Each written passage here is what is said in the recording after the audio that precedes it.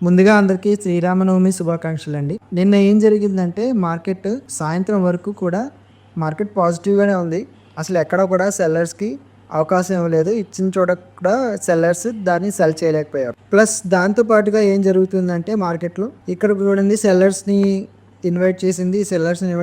సెల్లర్స్‌కి profit అవ్వకుండా market పైకెళ్ళిపోయింది. అలాగే దాని ముందు కూడా సెల్లర్స్‌ని ఇన్వైట్ చేసింది. ఈ ఈ ప్రదేశంలో అయితే చాలామంది సెల్లర్స్ ఉండి ఉంటారు. వాళ్ళని కూడా మార్కెట్ రిమూవ్ చేసింది. అసలు సెల్లర్స్ అనేది ఈ మధ్యకాలంలో మంచి ప్రాఫిట్ ఇవ్వట్లేదు. కాబట్టి ఇంకో విషయం ఏంటంటే నేను ఈరోజు ఈ సపోర్ట్ చూశాను. ఈ సపోర్ట్ దగ్గర నుంచే మార్కెట్ పైకెళ్ళింది. ఇక్కడ రెసిస్టెన్స్ తీసుకుంది కదా! ఇక్కడ సపోర్ట్ తీసుకుని పైకెళ్ళింది.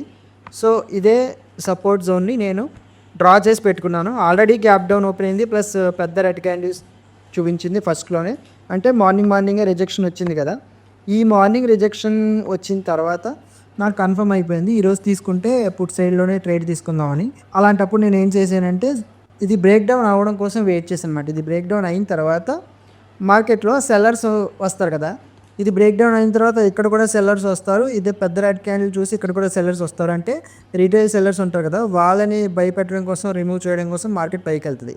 అలా పైకి వెళ్ళిన తర్వాత ఒక ఎన్గల్ఫింగ్ క్యాండిల్ చూసాను నేను, రెడ్ క్యాండిల్. అంతే ఎన్గల్ఫింగ్ క్యాండిల్ చూసిన తర్వాత పుట్ కొనేసానన్నమాట. అంటే మార్నింగే ఫస్ట్ ట్రేడ్ తీసేసుకున్నాను. ఏదైతే అది అయిందిలే అని. ఆ తర్వాత మార్కెట్‌లో ఈ క్యాండిల్ పైన అంటే నాది ఒక 10 పాయింట్స్, నార్మల్‌గా నేను 20 పాయింట్స్ పెడతాను.